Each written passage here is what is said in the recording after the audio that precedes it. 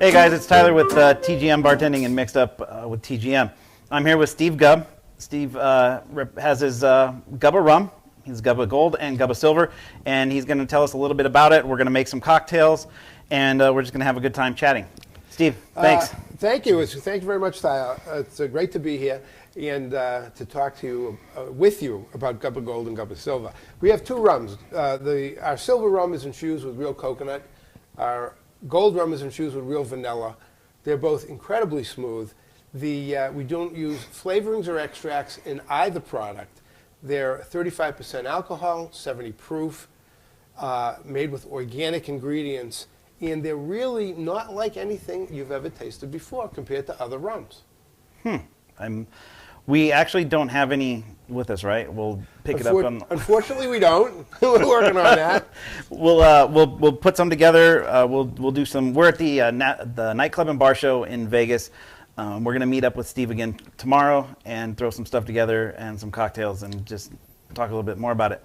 We actually have a private jet flying it in right now from Boston. Perfect. So we're good. Perfect. We're good to go. Perfect. I thought that might have been the helicopter I heard, but no. But you said jet. That's jet. Private jet coming perfect. in. Perfect. In fact, I want to tell you, because I don't think you know this, we just won, or the Gold Rum just won, a silver medal at the Rum Masters of London Spirits Competition. Wow. I'm very proud of that one because that's a big deal. That's contest. A big deal. Yeah. And you have a lot of medals, right?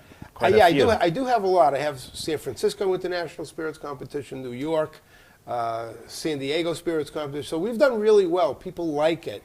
There's still a couple I'm shooting for. I'll pay the right people off. We'll get those medals, and that'll be the way it'll go. It'll be so great. next year, New Orleans. Next year, New Orleans.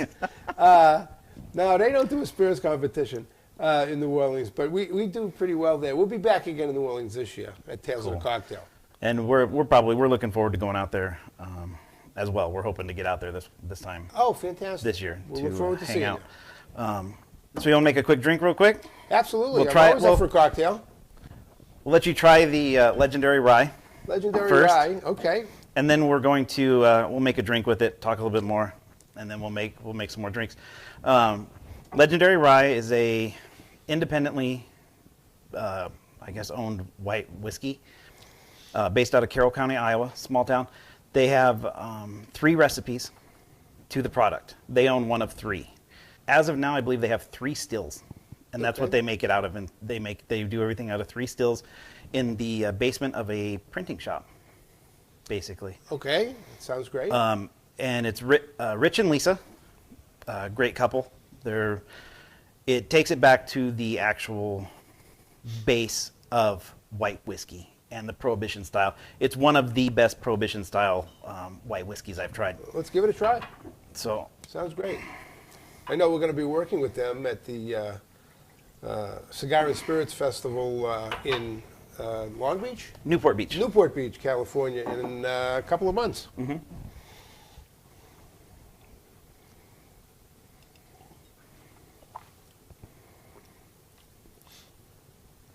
Hey, that's not bad. It's good. Not bad at all.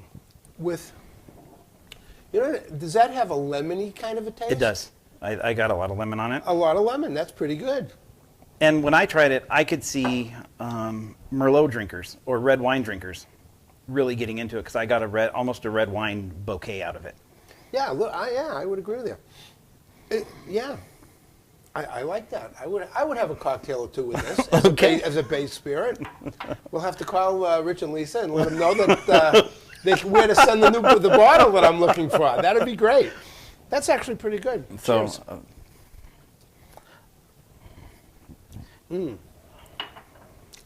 good stuff, huh? Yeah, actually it is. It's not too harsh. It's not too. No, it's not too harsh at all. Yeah, I can imagine a couple of good, nice cocktails that we'll be learning about shortly. That'll be great. Look forward to that. Nice bottle too. I like the bottle. It's a very, very classy bottle. I like the bottle. And seriously, when I look at what I said, it has a lemony taste. But if you look at the bottle, and I'm going to take it away from the camera for a minute, it almost looks like a lemon. Yeah. It's a barrel, and I It understand does, that. yeah. But it kind of looks like a lemon on the label. It's a real nice package. And they are finishing up their aged. They're just finishing up their first aged barrel. We don't age our rums because, Okay. frankly, I'm too old. I have no time.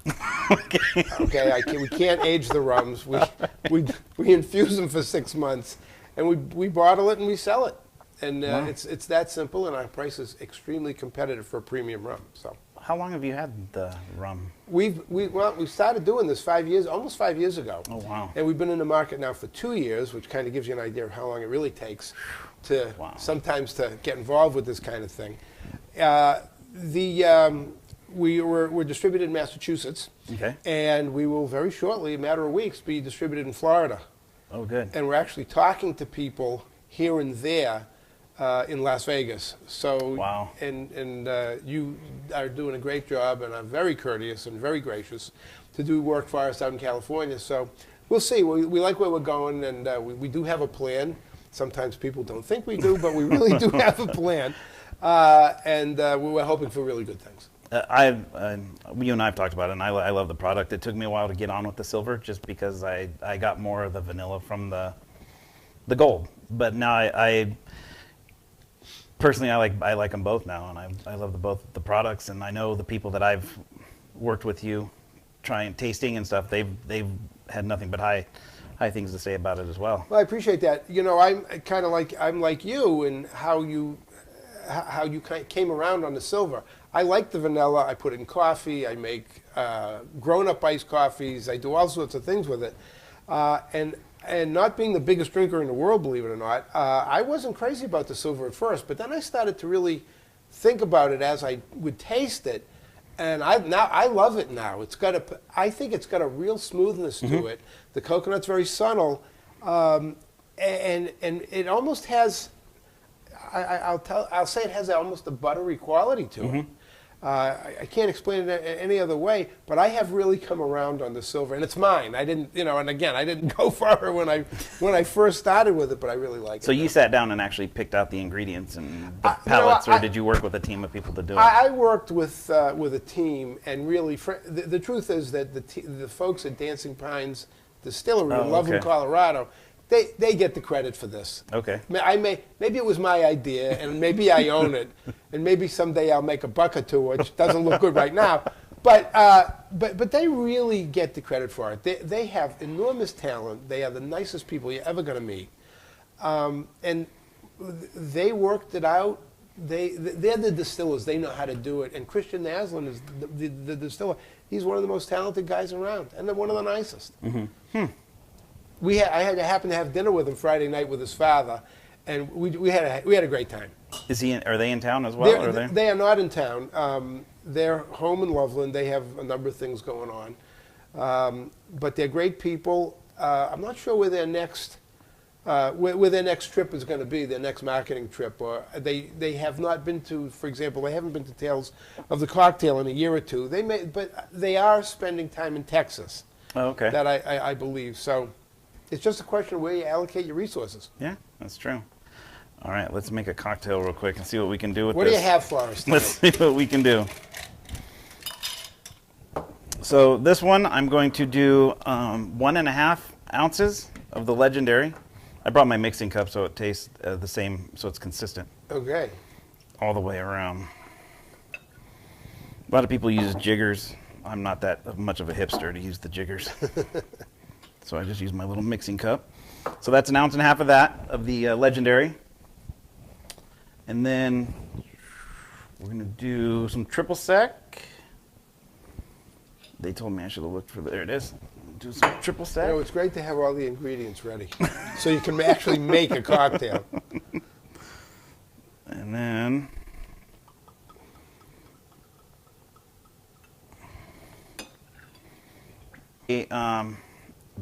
about half, 3/4 of an ounce of maraschino liqueur. You ever tried this? I have not. This stuff's amazing. I have not. So we'll put that in there. It's expensive, but that's why we use a little bit of it. And then we'll do a couple dashes of lemon bitters.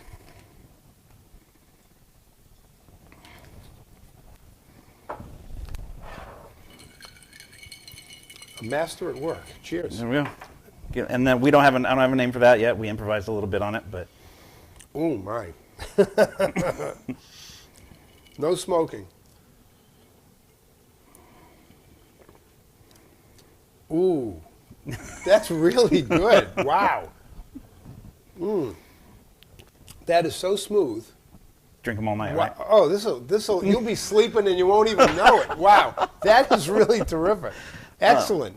You get the cherry, you get the lemon. Yep. From the rye. Oh man, that is terrific. Wow, well done. Thank you. And that was done. was an improvise right there. That Woo. was. This is great. Thank really you. great. Thank you. We're finished. I think we're done. All right. So when I was doing that's good. I was doing the show in Newport last year, the biggest question I had when people came up to me was, why Massachusetts and Colorado? How did that happen? Well, when we first started out, my goal was to import a product from the Caribbean, and that didn't work out. And somebody that I was associated with at the time and no longer am suggested that we talk to the folks at Dancing Pines. Okay. He had met them, and he thought they would be very willing and very interested in working with me to recreate a real rum from the product I wanted to import from the Caribbean. We had the original product chemically analyzed. We knew what we wanted to do. I certainly didn't have the skill to do it. Christian did from Dancing Pines, and he did a fabulous job. We picked a couple of infusion flavors that we thought would sell best, and that was the coconutty and the vanilla. And we think we have two winning infusions. Really, as I said, Dancing Christian at Naslin at Dancing Pines, he gets a ton of credit for this. He really does. Are you going to add any more flavors, do you think? Or are you just done for now? At this point in time, no. Done. Establishing a brand with what you have is not the easiest thing in the world. So, in all likelihood, we're going to stick with what we have. Maybe in fact, we talked, Christian, I was at Dancing Pines over the weekend, and Christian and I talked briefly about adding a straight silver rum and a straight gold rum. That may be down the road. Okay. We'll see what happens. Okay. We'll see what happens. Cool. You got time for one more drink? Always. I don't know if it'll top this one, but we'll see. Well, you're going to have to go some. This one's pretty good. I'm liking this. In fact, there's a line forming right over here. People, they want to crack at this one. This is really good. Just take a number, folks. It'll be all right. All right. So this one, we're going to do the same thing. We're going to do the ounce and a half. It's nice of you, by the way, to serve it in a Go cup. Thank you. We really appreciate that. We'll transfer it into a hotel cup when you leave. Yeah, that'd be great. So you can take it with you. So what are we doing now? We're going to do the ounce and a half again of Legendary. Okay. So, and now I've got some homemade peach nectar.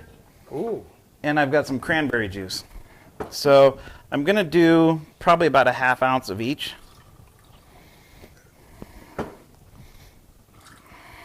And then we have some Bundaberg ginger beer. Ginger beer, okay. And we're actually meeting with these guys as well. Okay. And then I'm going to put it in here.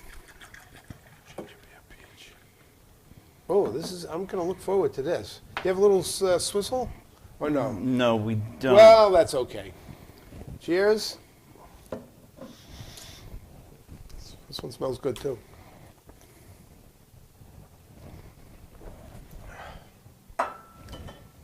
Ooh. You know what? They're both good.